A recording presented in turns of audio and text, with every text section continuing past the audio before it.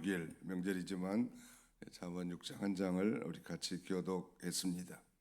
31장까지 되어 있는 이 잠언을 매일 한 장씩 읽고 묵상하는 건 참 좋을 것 같습니다. 오늘 제목은 지혜로운 인생의 세 가지 경계선, Three Boundaries of a Wise Life.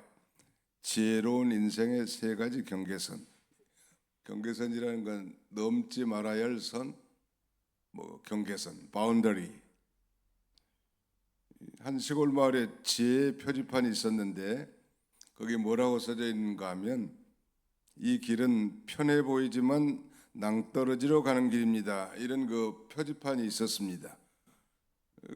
그래서 그 표지판을 믿고 돌아간 사람은 안전했겠지만 그 표지판을 무시한 여행자는 결국 벼랑 끝에서 떨어져서 비참하게 됐단 말이에요.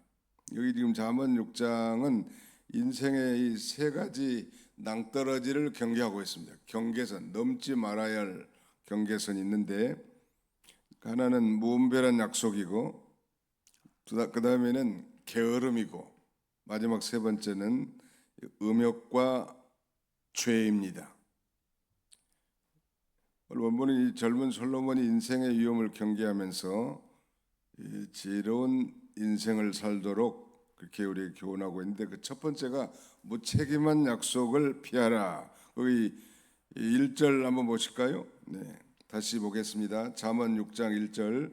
내 아들아, 내가 만일 이웃을 위하여 담보하며 타인을 위하여 보증하였으면. 3절에도 내 아들아, 내가 네 이웃의 손에 빠졌은즉 이같이 하라. 너는 곧 가서 겸손히 내 이웃에게 간구해 스스로 구원하되. 여기 첫 번째는 무책임한 약속을 피하라. 한번 따라서 합시다. 무책임한 약속을 피합시다. 예, 히브리어의 보증하다는 아랍이라고 하는데 이 말의 언어적 의미는 서로 얽히다 그런 뜻입니다. 단순히 돈을 빌려주는 것이 아니라 타인의 위험에 함께 얽히게 되는 거죠. 자기가 상관이 없는 일이지만 보증을 하게 되면 일단 빚진 죄인이라고 그 다음에는 그 채무에 얽혀버리게 된단 말이에요. 잠언은 그래서 반복해서 보증을 경고하는데요. 이건 이 경제적인 이연뿐만 아니라 관계에 무분별한 개입을 뜻합니다. 나서기를 좋아하는 사람들이 특별히 있는데 우리 하나님은 책임을 모르는 사랑을 원치 않는다는 것. 그래서 지혜로운 사랑이라고 하면 분별 있는 사랑이라 할 수 있겠죠. 책임을 모르는 사랑. 자기가 이거 보증을 서주면 어떤 이 책임이 따라올 것인지 모르고 그저 친구를 사랑하는 마음으로 아니 너무 안타까워서 아니 너무 사정하니까 보증을 서줬단 말이에요. 이 보증을 서주면 이제 보증 서서 망한 사람 많아요. 어떤 성도 가정은 목사님에게 돈을 빌려줘가지고 못 받아가지고 엄청 상처를 받았다는 가정들도 있더라고. 목사님도 자기가 잘 먹고 잘 살라고 돈을 빌렸겠습니까? 돈이 거짓말하지 사람이 거짓말하지 않는다 그런 말이 있잖아요. 그래서 엄청 상처를 받은 거예요. 아무튼 이 보증 서면 일단은 거기에 얽혀지는 거예요. 이게 단순히 보증은 금전의 문제가 아니라 여러 가지 의미가 있죠. 무책임하게 내가 책임 다 질게 이렇게 말하는 것은 지혜가 아니라는 거예요. 우리는 하나님 앞에 신중히 하고 신중하게 서명해야 합니다. 한 청년이 친구의 빚을 대신 갚겠다고 서명한 거예요. 그러면서 내가 친구를 믿으니까 내가 다 갚아줄게. 결국 친구는 잠적했고 청년은 모든 걸 다 잃게 됩니다. 그 나중에 고백했는데 뭐라고 고백하는가 하면 사랑에는 지혜가 필요하구나. 그 친구니까 믿을 거 아니에요. 내가 갚아주면 반드시 친구를 거짓말할 친구가 아니야. 반드시 언젠가는 갚을 거야. 이렇게 하고 다 서명했는데 이 감정으로 보증하는 건 사랑이 아니고 어리석음이다. 한번 따라합시다. 감정으로 보증하는 것은 사랑이 아니고 어리석음입니다. 예, 사랑하되 그러니까 그러면 보증 전혀 쓰지 말아야 합니까? 정말로 어려운 사람이고 우리는 그리스도인으로서 형제를 사랑하라고 배웠는데 저렇게 안타깝고 저렇게 힘들어하는데 그러면 좀 보증 서줄 수도 있고 빚도 대신 갚아줄 수도 있는데 그러면 너무 무정한 일이 아닙니까? 이렇게 질문할 수 있겠지 않습니까? 그래서 우리가 기억할 것은 사랑을 하되 자기가 책임을 질 수 있을 만큼 해야 돼. 하나님 앞에 작정하는 것도 마찬가지. 믿음으로 하는 건 좋지만 자기가 그 책임을 감당할 수 없을 만큼 하면 나중에 시험에 들 수 있습니다. 본인이 시험에 들 수 있고 또 덕이 되지 않을 수 있다는 말. 하나님 앞에 최선을 다하는 건 이거 하나님 기뻐하시는 거고 1차적으로. 그러나 하나님 앞에 감당할 수 있을 만큼 최선을 다하는 거죠. 책임 있게. 이 무책임한 약속. 이건 자신과 가족을 파멸에 이르게 할 수 있다는 거.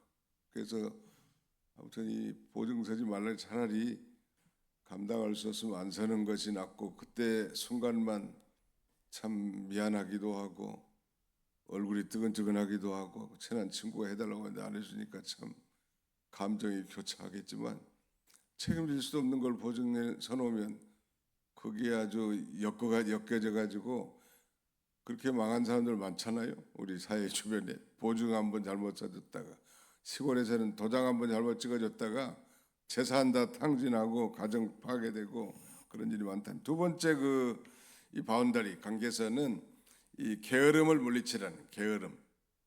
거기 그랬지 않습니까? 6절에 게으른 자여 6절 같이 한번 읽읍시다. 시작. 게으른 자여 계미에게 가서 그가 하는 것을 보고 지혜를 얻으라.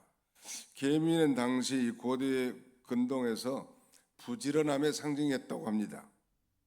계미는 두령도 없고 감독도 없고 통치자도 없지만 스스로 준비하는 것, 이 자기 동기적 삶, 하나님 앞에서의 책임 의식을 보여주는데 유대인적 그 사고에서 게으름은 단순한 태만이 아니라 도덕적 악으로 간주되었다고 합니다. 잠언 19장 15절 한번 보겠습니다. 잠언 19장 15절 같이 읽습니다. 시작. 게으름이 사람으로 깊이 잠들게 하나 태만은 사람은 줄일 것이니라. 태만한 사람은 줄일 것이니라. 아무튼 이 하나님은 부지런한 사람을 좋아하시는 것 같아요. 게으름은 또 기도의 적이죠. 기도의 적. 기도만 하고 행동하지 않는다면 이건 또 말씀만 듣고 실행하지 않는 것도 마찬가지고 이건 영적 게으름입니다. 그러니까 이 기도 만능 우리가 다 믿지만은 기도에는 반드시 행동이 동반됩니다. 오늘 뭐 기도는 내내 새벽에 해놓고 행동은 정반대로 행동하면 하나님 응답해 줄 리가 없잖아요. 정말로 하나님 앞에 그 영광의 보좌 앞에서 구체적이고 결연한 각오로 하나님 앞에 기도했으면 집에 가서 그 말씀대로 살고 또 기도한 대로 행동해야 하나님이 역사하실 텐데 행동이 뒤따르지 않는 기도, 게으르는 거예요. 하나님은 손을 펴서 일하는 자를 축복하십니다. 아무튼 부지런한 사람 하나님 쓰시는 것 같아요. 현대 그룹에 근무할 때 그 현대그룹의 창시자 정주영 씨는 다른 건 잘 모르지만 참 부지런한 분이. 지금 생각해 보니까 우리 그 국가 경제에 이런 걸출한 인물이 또 나올까 할 정도로 대단한 사람. 예를 들면 뭐 배 만드는 거 말이죠. 조선업 뭐 국가가 지원해주고 뭐 어쨌든 간에 뭐 세상 말로 하면 운이 따라줘서 그렇게 됐겠지라고 생각할 수 있지만 아무튼 부지런하니까 하나님이 역사하시지 않았겠는가. 우리 조국을 위해서 지금 그 SK 하이닉스라고 하는 유명한 이 반도체 업체도 사실은 현대전자가 태동이 돼가지고 SK에서 인수한 거 아니에요. 두산 에너빌리티라고 하는 유명한 뭐 현대양행 이게 한국중공업으로 바뀌었다가 지금은 두산중공업, 두산에너빌리티 바뀌었는데 세계적인 기업이래요. 그것도 다 현대의 반개 회사들이야 다. 자기 형제들이 만든 회사니까. 자동차 참 그 대단하잖아요. 부지런함의 산물이라는. 그 우리 한국 사람들이 그래도 부족한 게 많아도 부지런한 것은 분명한 것 같아요. 미국에서 하는데 보니까 미국에는 땅이 넓으니까 잔디가 많아요. 그 마당에도 다 잔디 심고 웬만한 데는 법으로 그렇게 잔디를 심기 웬만해요. 근데 유일하게 자기 텃밭에다가 고추 심고 가지 심고 뭐 한 사람 집은 분명히 한국 사람 집이야. 거기다 깻잎도 심고. 그래서 저도 미국 가서 마당 앞에다 깨를 좀 심어놨더니 미국 사람이 잡초라고 다 제거했더라고 보니까. 아무튼 부지런하니까 하나님이 지금 세계를 선도하는 아주 조그마한 나라지만 세계가 부러워하고 세계를 선도하는 선진국이 된 거예요. 첫 번째는 보증 서지 말라는 거. 무책임한 약속하지 말라는 거예요. 약속을 했으면 반드시 지키고. 두 번째는 부지런하는 거야. 아무튼 기도하는 일도 부지런하고. 오늘 여러분들은 부지런하는 거예요. 난 오늘 금요일도 마찬가지고 오늘도 마찬가지고 아들이 시계를 하나 사줘서 그 시계에 브루투스를 맞춰가지고 핸드폰하고 연결해서 알람이 울리게 됐는데 서투르니까 이 시계를 만져가지고 안 울려. 금요일도 안 울리고 오늘도 안 울려.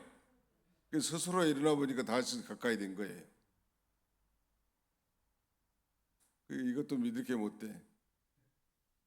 그냥 핸드폰에다만 알람을 맞추면 실수하지 않는데 뭐 이제 젊은 사람들이 쓰는 그 밴드 시계 있잖아요. 거기다가 이 브루투스를 연결하면 울리게 돼 있거든. 아무튼 새벽에 나와서 기도하는 것 하나님이 기뻐하시고 우리가 그러나 그 기도 가운데서도 행동이 뒤따라야 된다는 것. 유명한 이 벤자민 플랭클린은 말하기를 게으름은 너무 천천히 움직이기 때문에 가난이 쉽게 따라잡는다 이렇게 말했습니다. 아무튼 즉각 하는 게 참 중요합니다. 게으름에 낭떠러지에서 우리가 계미의 부지런함을 배워야 할 것 같습니다. 성령의 감동함으로 솔로몬이 계미를 드러났다는 계미에게 배우라는. 마지막 세 번째는 음욕과 죄를 멀리하라는. 그 6장 25절에 내 마음이 음녀의 아름다움에 빠지지 말며 그 눈꺼풀에 홀리지 말라.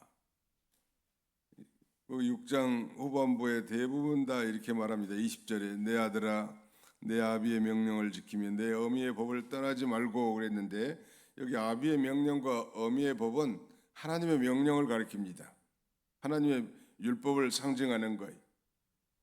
음녀는 단순한 그 죄가 아니죠. 오늘 본문에 보니까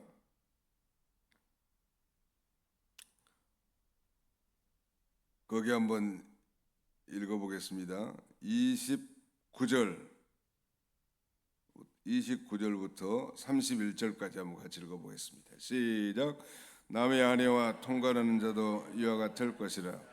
그를 만지는 자마다 벌을 면하지 못하리라.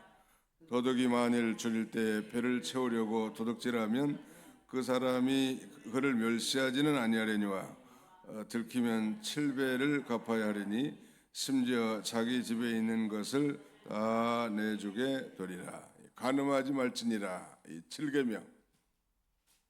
어디 모른 많은 지도자들이 7층에서 다 떨어져 죽는데요. 7계명. 7계명을 7층이라고 하는데, 서울 전에 시장했던 박원순 시장, 또 무슨 충남지사했던 안희정 도지사, 다 훌륭한 분들인데 그 7층에서 떨어지는 거예요. 교계도 마찬가지고 예외는 없습니다. 우리는 그 대표적인 인물을 요셉을 들 수 있죠. 요셉이 애굽에 내려가지고 누가 그를 유혹했어요? 보디발의 아내. 이름이 뭐요? 이름은 안 나와서 아무튼 이름을 낼 필요가 없죠. 가치가 없으니까. 그런데 어떻게 그가 이길 수 있었을까? 그의 훌륭한 인격과 뭐 성품과 그런 것보다도 요셉이 한 대로 하면 맞을 것 같아요. 피하는 거예요. 성경에는 죄를 피해서 이기는 경우가 두 가지요. 우상을 피하라 이런 말이 있고요. 두 번째는 음행을 피하라. 그냥 그 장소에서 반드시 피해야 되고, 우리 목회자들 같은 경우는 그 여자 성도와 카운셀링 할 때는 반드시 문을 열어놓고 제3자가 다 볼 수 있도록 그렇게 하는 게 불문율이에요. 그것이 뭐 아무것도 아닌 것 같지만 그만큼 중요하고, 또 뭐 저도 여자 성도하고 혹시 미팅을 하게 되면 집사람을 동행합니다. 뭐 큰 일이 없겠죠. 뭐 목사님이 대부분 다 뭐 훌륭한 천만의 말씀, 마귀는 아무도 예외를 두지 않습니다. 아무도 예외를 두지 않고, 또 이 마지막 시대에는 이 음란 방탕의 죄가 극에 달하는 시대이기 때문에 항상 삼가 조심하고, 또 적극적으로는 자기 아내를 사랑하는 것이 모든 음욕을 이길 수 있는 비결이 될 수도 있겠죠. 아무튼 이 세 가지는 우리 성도들의 바운더리라는 거, 바운더리. 넘지 말아야 될 거. 보증, 즉 무책임한 약속을 하지 말라고 했는데 보증을 서지 말라고 했는데 무조건 보증을 서지 말아야 할까? 이 부분에 대해서 저는 자기가 손해를 감당할 수 있고 책임을 감당할 수 있다면 정말 어려움에 처한 형제를 위해서 보증을 서야 된다고 봅니다. 근데 그런 믿음이 있는 사람이 얼마나 있겠어요? 네가 그럴 줄 몰랐다. 그럴 줄 모르기는 왜 몰라? 그거 다 얽매이게 되고 거기에다 빠지게 되는. 두 번째는 부지런하는 거. 아무튼 우리가 성경 읽는 일, 기도하는 일, 전도하는 일, 부지런하는. 마지막에는 음욕과 죄를 피하라는. 이 죄가 우리의 넘지 말아야 할 선이고 우리 인생에 낭떠러지에 빠질 수 있는 죄라고 할 수 있는데, 특별히 두 번째는 아무것도 아닌 것 같지만 그것도, 이 게으름도 벤자민 프랭클이 얘기한 것처럼 단순한 죄가 아니라 도덕적인 죄에 해당되는 거 아니에요. 아무튼 부지런한 복된 성도들이 다 돼서 하나님의 축복 가운데 사시기를 주님의 이름으로 축원합니다. 이 말씀 기억하면서 우리 3분과 같이 통성으로 기도하고, 우리 가족들이 이 명절에 범죄치 아니하고 사고당하지 않고 하나님의 은혜 가운데 예배드리고 또 즐거운 명절을 보낼 수 있게 주옵소서. 또 우리 주변에 어려움 당한 성도들 위해서도 기도하겠습니다. 살아계신 우리 아버지 하나님 감사합니다. 아버지 하나님, 세송 명절을 맞이하여 먼저 우리 하나님 앞에 예배하고 하루를 시작할 수 있도록 우리를 발걸음을 인도해 주신 것 참으로 감사하옵고 감사를 드립니다. 자비로우신 우리 아버지 하나님, 우리 하나님 아버지께서 아버지 하나님 친히 저희를 붙들어 주시고 이 잠언 6장의 말씀을 통하여 아버지 무책임한 아버지 약속을 하지 말라고 했는데, 혹시라도 우리가 그동안에 무책임한 약속한 것들 다 용서해 주시고, 그러나 이웃 사랑에 대한 실천을 잊지 않도록 우리 하나님이 친히 같이 해주시기를 간절히 바라옵고 원합니다. 자비로우신 우리 아버지 하나님 함께해 주옵소서.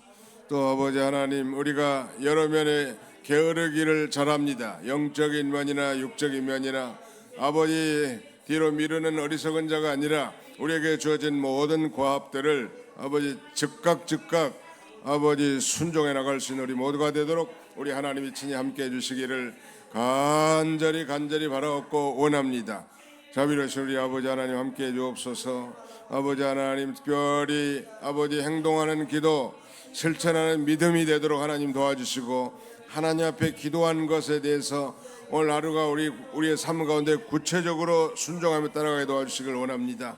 아버지 하나님, 음행을 피하라고 했사오니 아버지 하나님, 이러한 죄 가운데 빠지지 않도록 우리 하나님이 항상 같이 해주시고, 아버지 우상 숭배 아버지 들지 않도록 그 자를 피하는 아버지 날이 되도록 도와주시기를 간절히 바라옵고 원합니다. 오늘 세속 명절을 맞이해서 혹시라도 우상 앞에 절하는 성도들이 없게 해주시고, 살아계신 하나님 앞에 먼저 기도하고 예배하며 하루를 보낼 수 있도록 우리 하나님이 같이 해주시고, 그러나 무엇보다도 이 삶의 현장에서 정말 위대한 하나님의 사랑을 전파하며 전도하며 저들을 주 앞으로 인도할 수 있는 우리 모두가 되도록 우리 하나님이 함께 해주시기를 간절히 바라옵고 원합니다. 자비로우신 우리 아버지 하나님, 특별히 아버지 우리 성도들 가운데 육신의 질고로 고난 중에 있는 형제들이 많이 있사오니 우리 하나님이 함께 해주시고, 특별히 우리 허영길 성도님 하나님 아버지 이렇게 어려운 가운데 있습니다. 하나님께서 불쌍히 여겨주시고 앞으로 아버지 수술 날짜도 정해졌다고 하는데 잘 받게 해주시고, 또 우리 신남철 성도님 하나님의 은혜로 이렇게 위암 수술을 잘 감당했사오나 여전히 아버지 절고 가운데 있사오니 불쌍히 여겨주시고, 그가 하나님을 의지하고 하나님 앞으로 돌아올 수 있도록 하나님이 은혜 나눠주시기를 간절히 바라옵고 원합니다. 수술한 우리 문수진 청년도 이제 하나님 앞에 돌아온 귀한 계기가 되게 해주시고, 요양원에서 가정에서 병원에서 신음하며 고통 중에 주님만 바라보는 아버지 불쌍한 형제들을 긍휼히 여겨주시고, 하나님의 능력으로 아버지 치유하고 회복되게 할 뿐만 아니라 아버지 누워있는 우리 권사님들 아버지 천국을 소망하며 믿음으로 남은 생애를 잘 준비해 나가도록 우리 하나님께서 은총을 나려 주시옵소서. 오늘 종일토록 우리 하나님께서 친히 함께 해줄 줄 믿고 감사드리오며 예수님의 이름으로 기도하옵나이다. 아멘.